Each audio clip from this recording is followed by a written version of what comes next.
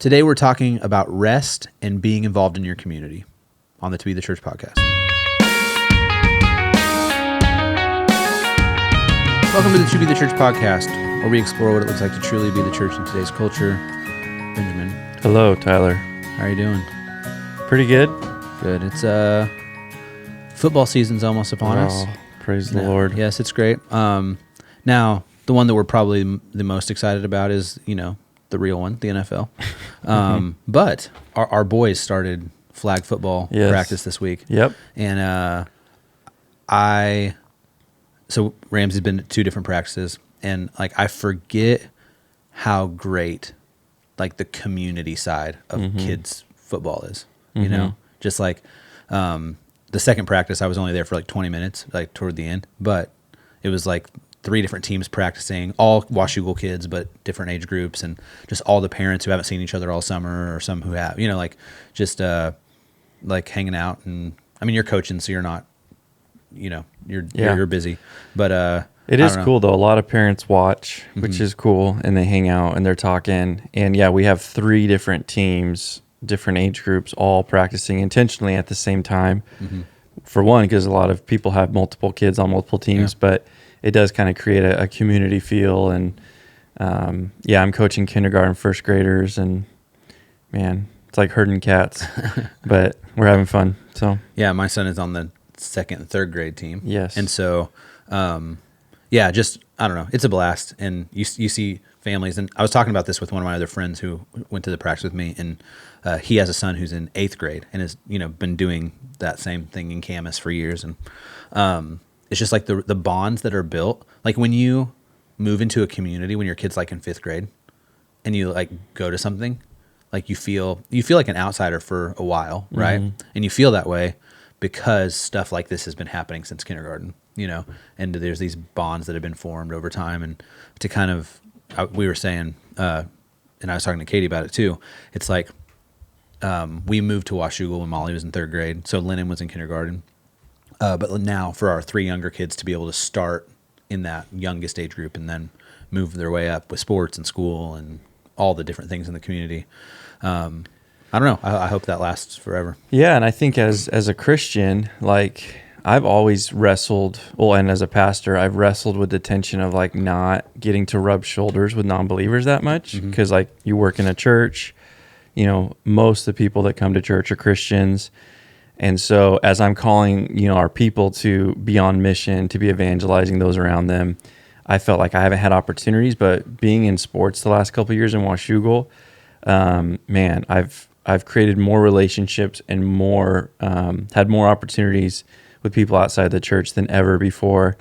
And what's cool is as football started, now I was seeing families and parents from basketball season and just continue to build relationships and hopefully, get opportunities to tell them about Jesus or to invite them. And so, stuff like that is a side benefit that's really cool for us as Christians, is getting involved in the community like that. So yeah, it was probably about 15 years ago that I was at this really intentional and cool retreat for church employees. It wasn't just for pastors, but it was for people who worked at a church. And I remember one of the speakers one night, and the whole thing was rest and rejuvenation for people who work in the church. And one of the speakers, he just, I don't remember his exact words, but essentially he charged all of us with, have somewhere in your life that you're doing what you just said, that you are in community with, rubbing shoulders with people who aren't a part of your church, because it can be easy. And I've had seasons of life where it's every person that I interact with goes to church where I work.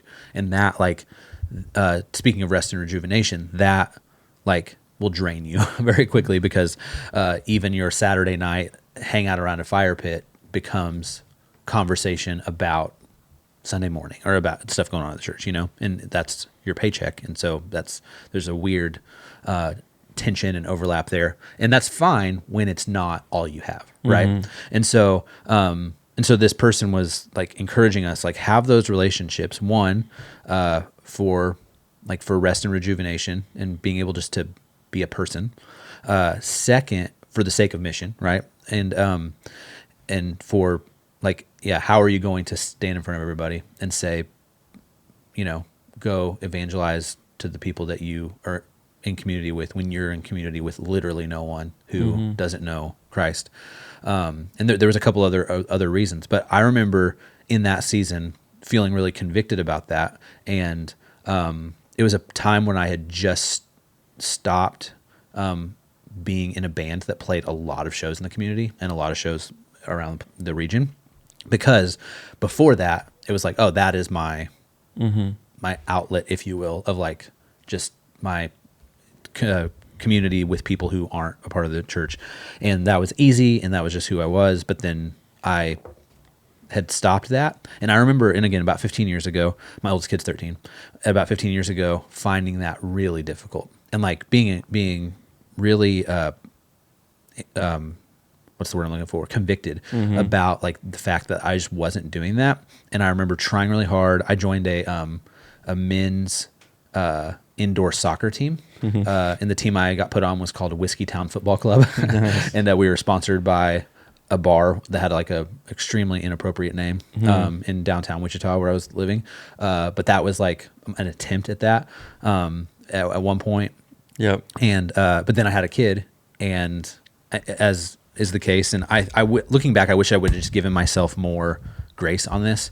But like in those first years of Molly's life, this was something that bothered me to no end. Like that I don't have that level of relationship with people. And like the one relationship we had was our next door neighbors. And it's like, we hung out with them. They had a baby 2 months before Molly was born. So Molly and Addie grew up together for the first few years of her life until we moved out here.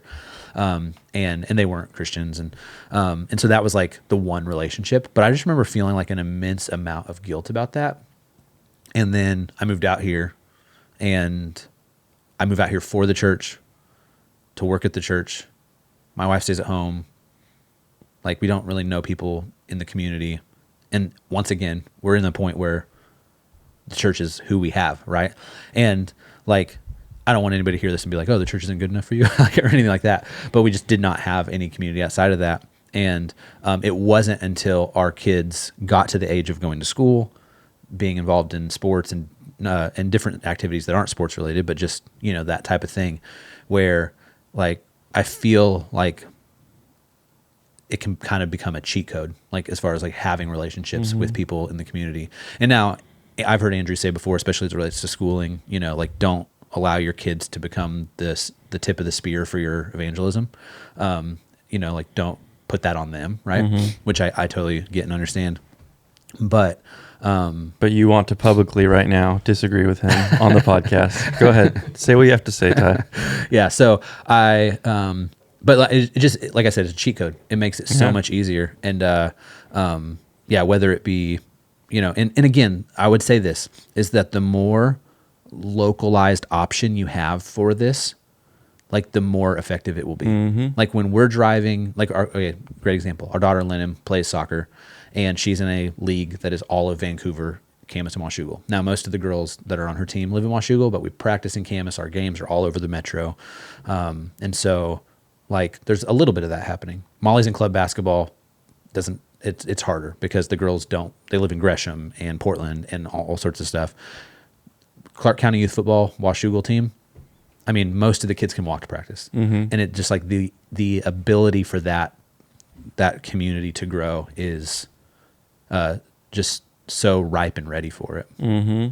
Yeah. And something to consider too, because, if you're going to root down your community, it doesn't mean it's going to be the best league for your kid or the best competition, but you are going to have so many opportunities. And I think it's cool. I think you and Katie are really good at that. I think Katie definitely seems to have the gift of hospitality. And like you guys, I've met people in Washougal through you guys introducing them to us.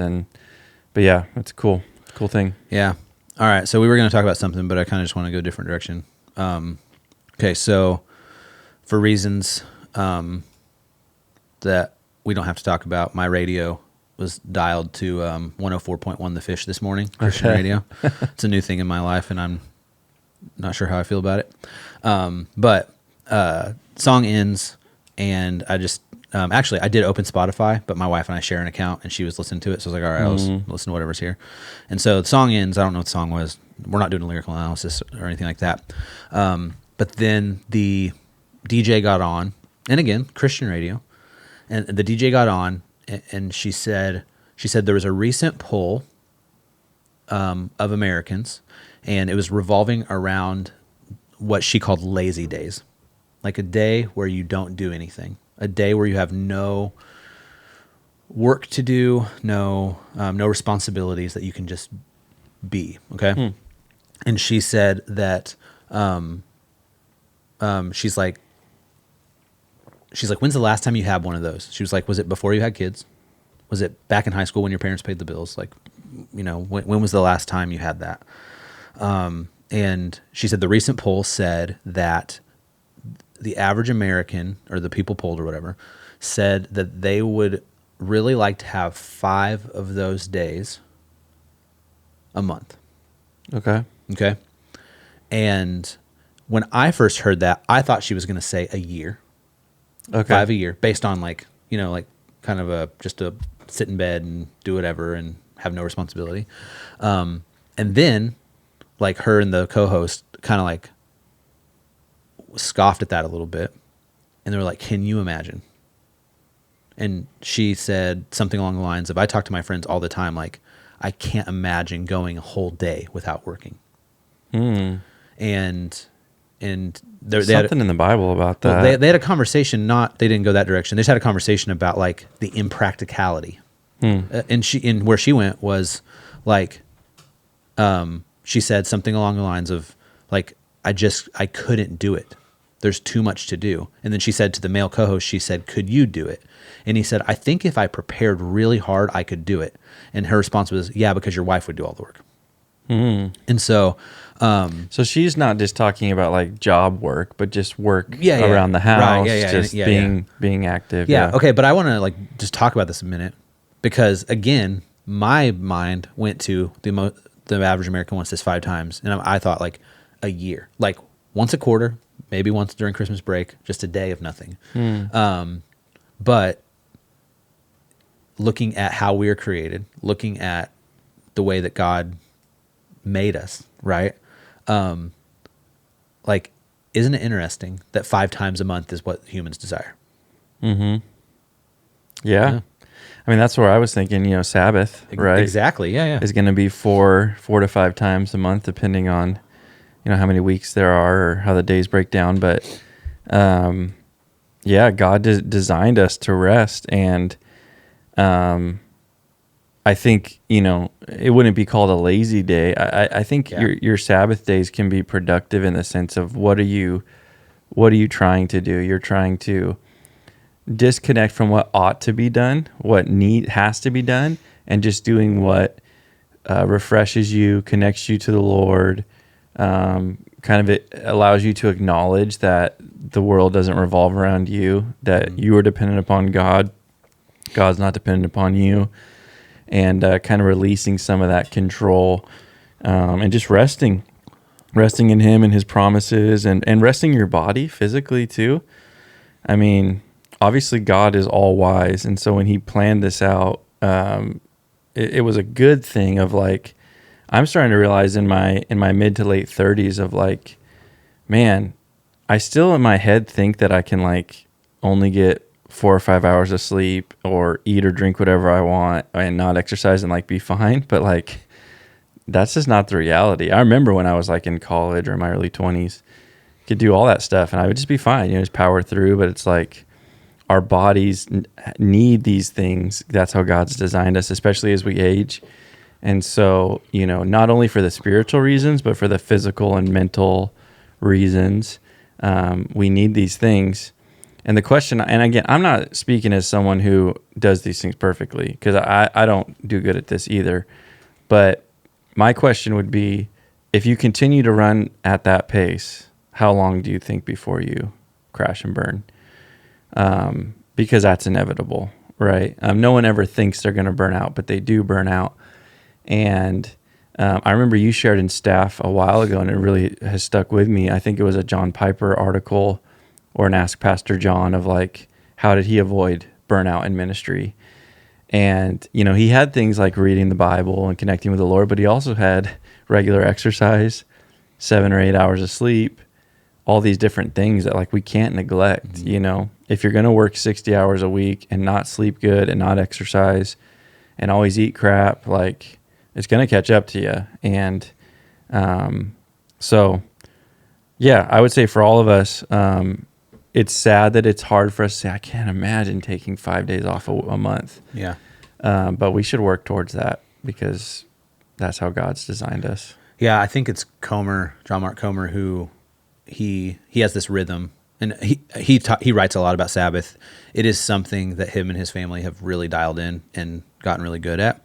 Now, you could also look at him and say, you have the luxury of doing that. You're a New York Times bestselling author who has made a lot of money, so you can, and he's self-employed now, right? Not working at a church, right? Not working at a church. So I mean, you could look at him and say like, but he would say, no, I've oriented my life around this reality and made the decisions I've made in order to live this life, and so anyway, all that aside, he has this rhythm where he and I like this, and I wish this isn't aspirational for sure, but I would love to have this going for me, where he says, like, when it comes to rest and time, like just being, and like that whole distinction of being versus doing, just of being, I want to do it 1 hour a day, an entire day a week. And then I can't remember if his weekend, I think it's quarterly. It might be monthly or quarterly, like an entire 2 days, like a block of 2 days, whether it be on the weekend or not, either a month or quarterly, and then 2 weeks in a year, to where like he has like 2 entire weeks every year where it's just like, and I do think they're consecutive. I think it's a consecutive 2 weeks. Again, not everybody has that luxury. Not everybody can take that amount of time, specifically the annual. Like for some people, they'll be like, that's all my vacation. And I have parents that live other side of the country or whatever. So, I do like that idea. And the reason I like that idea so much is because when you're like, okay, I'm going to Sabbath and I'm going to have that entire day, sundown to sundown or sun up to sundown, however you want to do it, where like I am being and not doing. That does take a lot of preparation. You have to train yourself to do it. It's hard.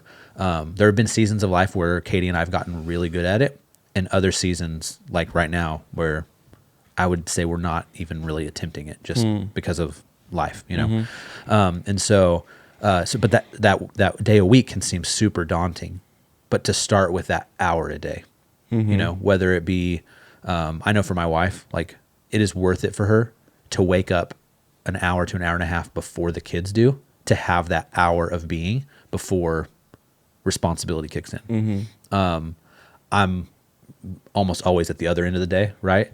I would even say like it's baseball season right now, so I don't know if sitting down and watching baseball probably doesn't count. But does that make sense though? Like that whole like that rhythm is again aspirational, but it's a good starting point too. Just on that, like, okay, an hour a day where I am being and not doing and resting, and it's not like Netflixing, so it's probably not baseball either, but it is like being and resting in the Lord. And so well, I think you just have to gauge like the Netflix or the baseball with like, is this just I'm trying to escape and ignore reality, or is this something I can enjoy and be like, hey, thank you Lord for baseball and entertainment, and you just kind of have to gauge your own heart in that. But I've been convicted by this too. I've been thinking a lot about like bedtime with my kids. I feel like I'm in a routine right now where I'm just trying to get them pajamas on, teeth brushed, in bed as quick as possible. So like they're in bed and Andrew and I can just have some of that time.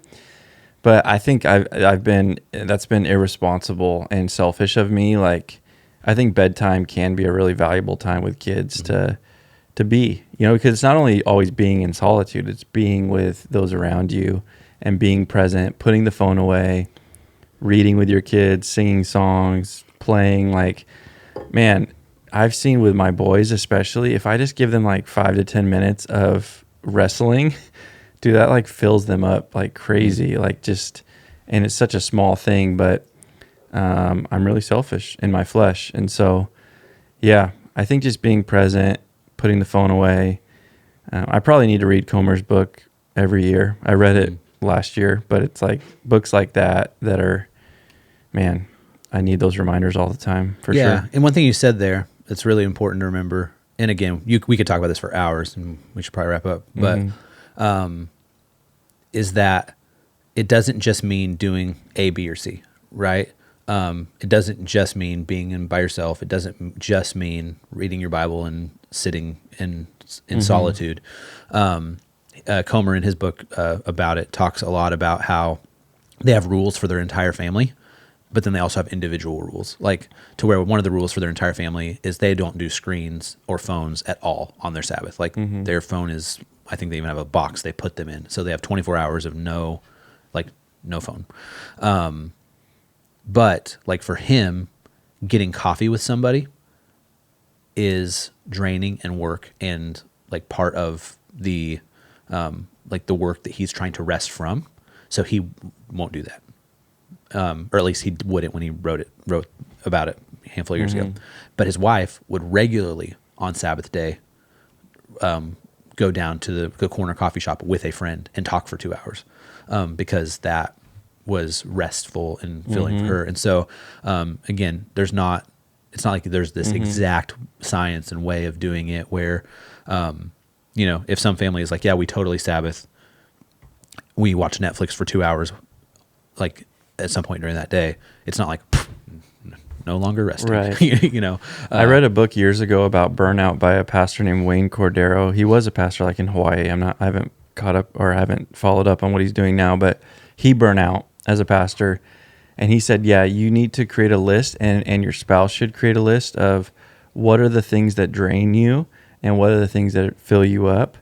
And you need to make sure that those are pretty balanced, where you're not only doing things that drain you and neglecting things that fill you up. And what's going to fill you up is totally based on interests and personality. And for me, like getting coffee with someone could fill me up depending who the person is. You know what I mean? Like there are certain people that drain you, even if you love them dearly. And there's some people that fill you up. So yeah, creating that list and keeping those things balanced and making sure those Sabbath rest days are things that fill you up and connect you with Jesus. Not things that drain the life out of you. Yeah. So. All right. Well, we'll wrap it up. And we could have another conversation, though, about how to handle it whenever you and your spouse are like very different in what fills you up and what drains you. So we don't need to have that conversation today. Yeah, good talk. When we hit record, we weren't planning on talking about... I had my Bible open to Psalm 82. Yeah, we'll do that next time. But okay. We weren't planning on talking about community football or rest. But hey, all right. If you have questions... let us know, podcast@toBeTheChurch.com or in the YouTube comments at To Be The Church. Have a great week.